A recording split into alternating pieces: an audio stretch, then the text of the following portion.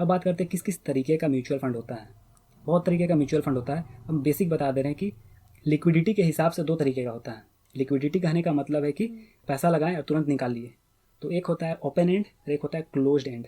Open and कहने का मतलब कि आज पैसा लगाएं और आज के आज चाहे तो हम निकाल सकते हैं पैसा, मतलब आज के आज नहीं, कहने का मतलब एक दो दिन बाद जब वो कंपनी को खरीद चुके हैं, उस कंपनी में हम पैसा दे चुके हैं, जब वो अप्रूव कर दिया उसके बाद हम चाहें तो एक दो दिन में पैसा रिट्राइव कर सकते हैं। ये वो ओपन एंड। लेकिन क्लोज्ड एंड भी होता है एक।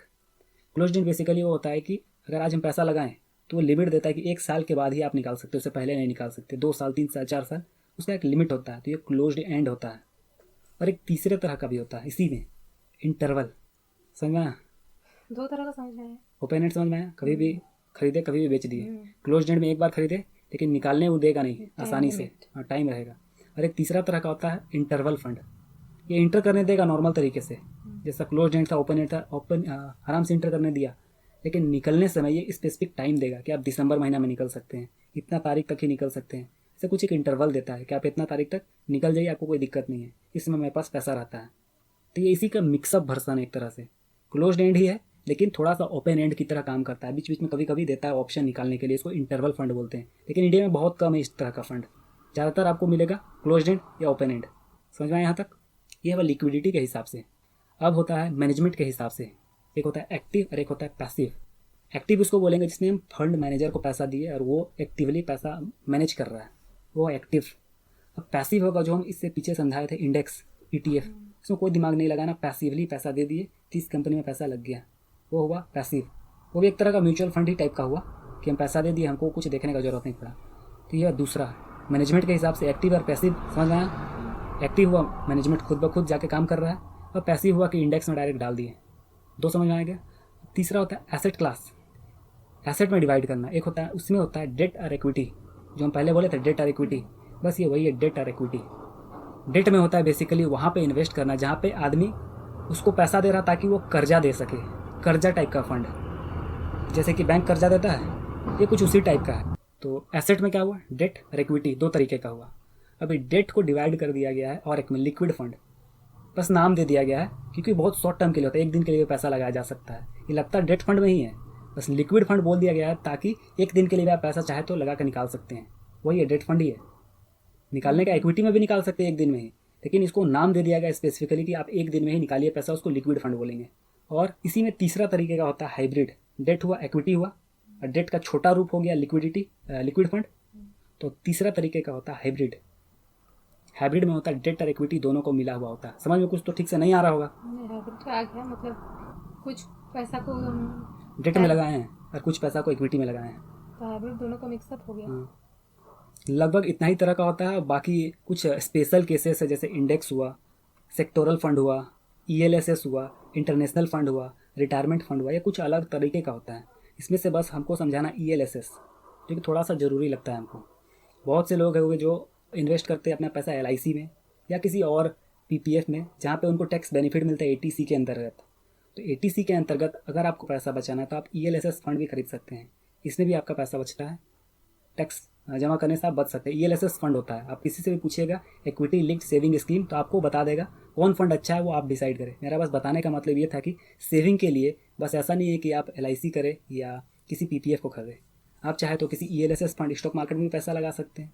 डायरेक्टली नहीं, ELSS फंड एक नाम होता है जो कुछ इस तरह से मिक्स किया जाता है उसमें कि वो उस पर टैक्स नहीं लगता है, उसको टैक्स एग्जेम्प्टेड बनाया गया जानबूझ के ATC के अंतर्गत। उसमें रिस्क है, नॉर्मल सा बात है, स्टॉक मार्केट है तो रिस्क रहेगा। यहाँ तक समझ में आया?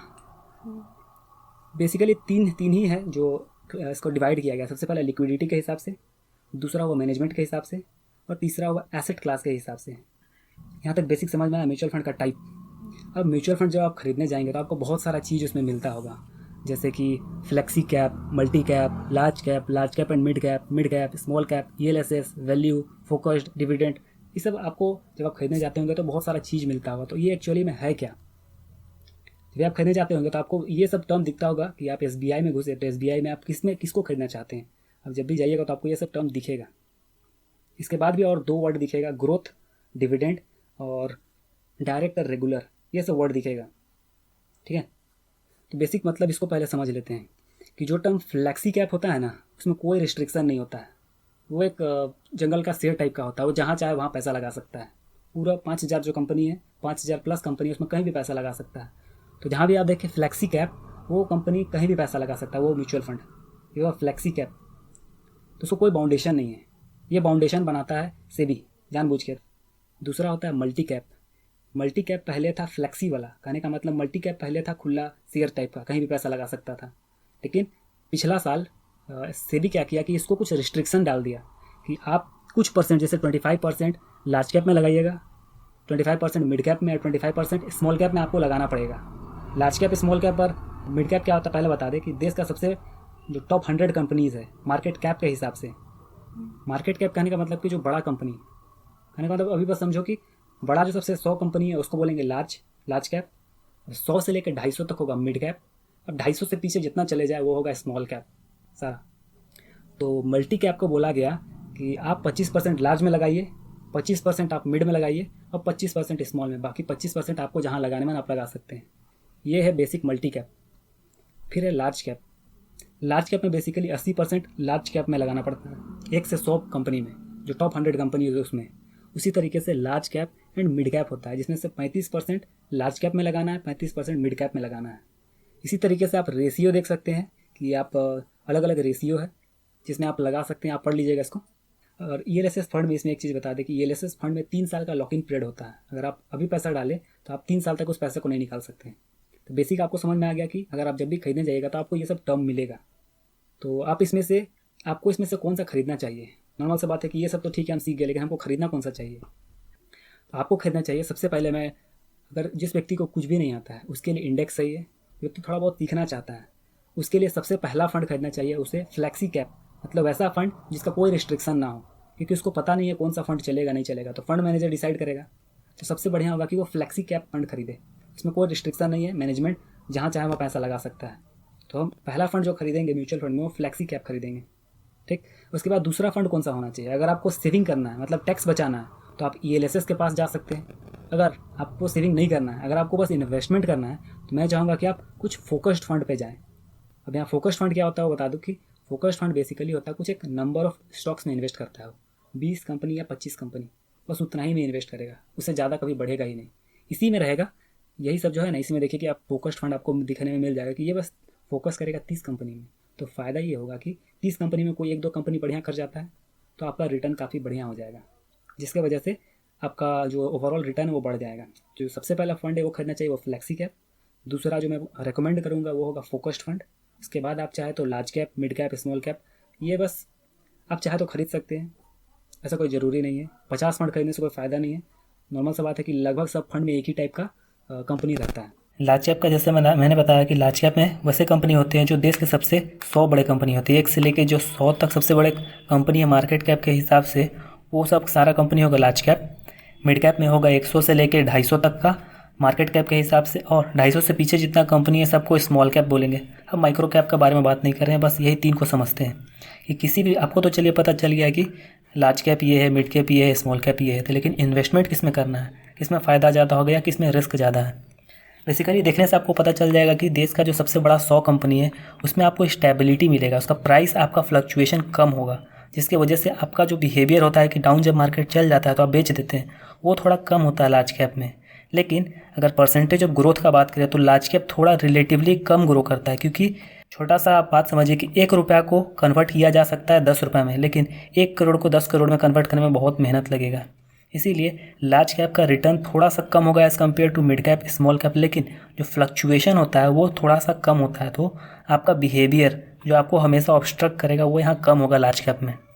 वहीं अगर मिड कैप का बात करें तो मिड कैप में फ्लक्चुएशन थोड़ा सा ज़्यादा होगा as compare to large cap, और इसका रिटर्न भी ज़्यादा होगा as compare to large cap. लेकिन अगर हम स्मॉल कैप का बात करें तो स्मॉल कैप में जो फ्लक्चुएशन होता है बहुत हाई होता है। फ्लक्चुएशन हाई होने का रीज़न ये है कि इसमें बहुत सारा कंपनी छोटा छोटा होता है, जिसके वजह से जब वो ग्रो करना शुरू करता है तो एब्रप्टली उसका हमें परचेजिंग आता है। जब परचेजिंग आता है तो बहुत एब्रप्टली इंक्रीज़ करता है उसका प्राइस। और सेम चीज़ नेगेटिव वे में भी होता है।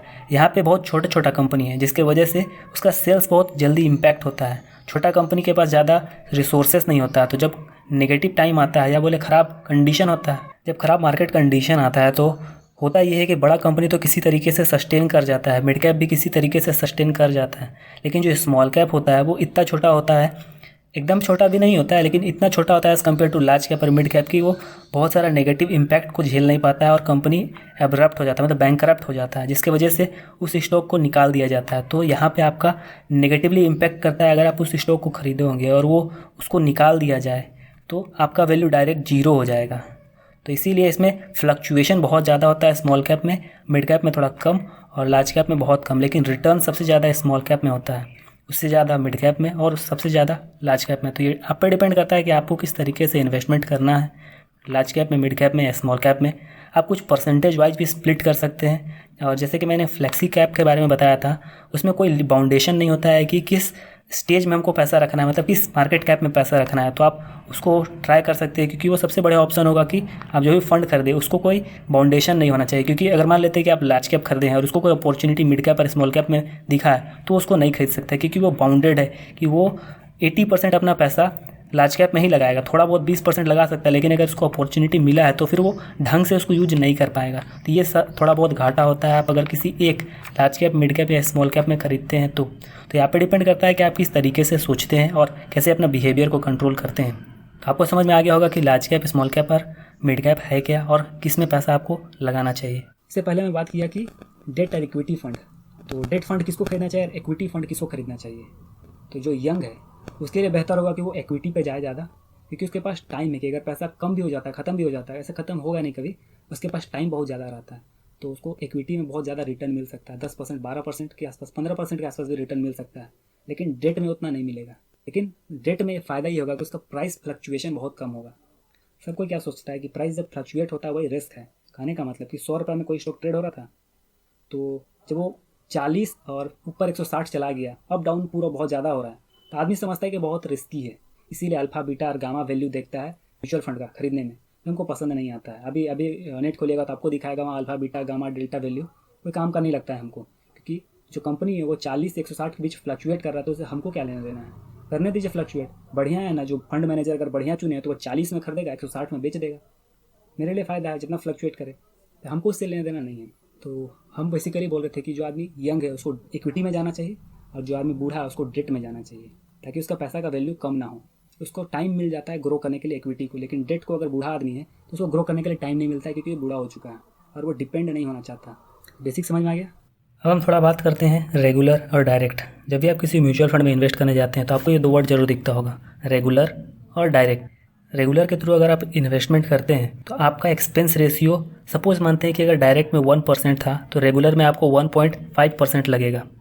अब ये 5%, 0.5% एक्स्ट्रा इसीलिए लगता है क्योंकि अगर आप रेगुलर चूज करते हैं तो आप एक इंटरमीडिएटरी चूज़ कर रहे हैं। कहने का मतलब कि आप एक एडवाइज़र, ब्रोकर या किसी डिस्ट्रीब्यूटर के थ्रू आ रहे हैं उस फंड में इन्वेस्ट करने, जिसको वो पेमेंट करेगा। जिस म्यूचुअल फंड में आप इन्वेस्ट कर रहे हैं वो उस फंड, उसको जो इंटरमीडिएटरीज़ है, चाहे वो एडवाइज़र हो कोई, चाहे वो कोई ब्रोकर हो, उसको वो पे करेगा, जिसके वजह से वो आपका जो भी आप एक्सपेंस रेशियो अगर आपको नहीं पता तो फिर से बता दें कि अगर आप कोई भी म्यूचुअल फंड को अगर पैसा देते हैं फंड चलाने के लिए अपना, तो वो लगभग 1 से 2.5% के आसपास, ये कम भी हो सकता है, लगभग 2.5% मैक्सिमम है, वो चार्ज करता है आपसे हर साल, ताकि वो आपका फ़ंड को अच्छे तरीके से मैनेज कर सके। अब अगर मान लेते हैं कि अगर आप डायरेक्ट फ़ंड चूज किए होते हैं म्यूचुअल फंड चुनने में, तो डायरेक्ट आपका जो एक्सपेंस रेशियो था, सपोज माने कि 1% था, तो आपका 1% हर साल कटता, जो भी आप पैसा लगाए रहते, जो बढ़ा रहता उसमें 1% कट जाता।